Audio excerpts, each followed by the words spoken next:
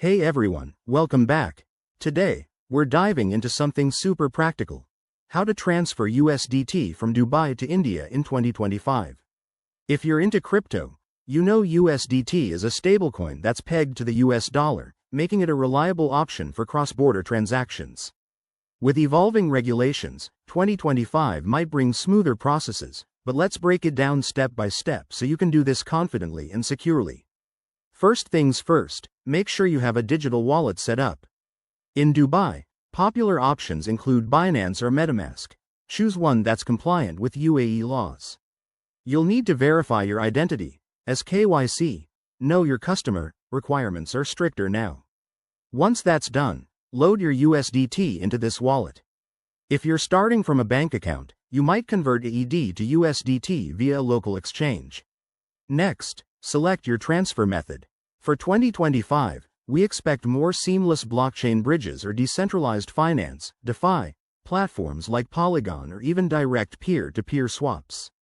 Head over to a trusted platform that supports both UAE and Indian regulations. The RBI in India has been easing crypto restrictions, so look for exchanges like WazirX or CoinDCX. Enter the recipient's wallet address in India, double-check everything to avoid errors, and initiate the transfer. Fees can vary, so aim for networks like Tron or Ethereum for faster, cheaper transactions. Don't forget security. Always use two-factor authentication, and be wary of phishing scams. In 2025, with advanced AI monitoring, transactions might require additional verification to combat fraud. Once transferred, the recipient in India can withdraw to a local bank or hold it in their wallet. Wrapping up, transferring USDT is straightforward but requires attention to detail, especially with international rules. Always stay updated on laws.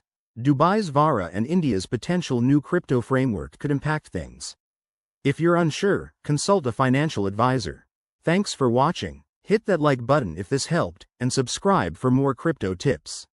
See you next time.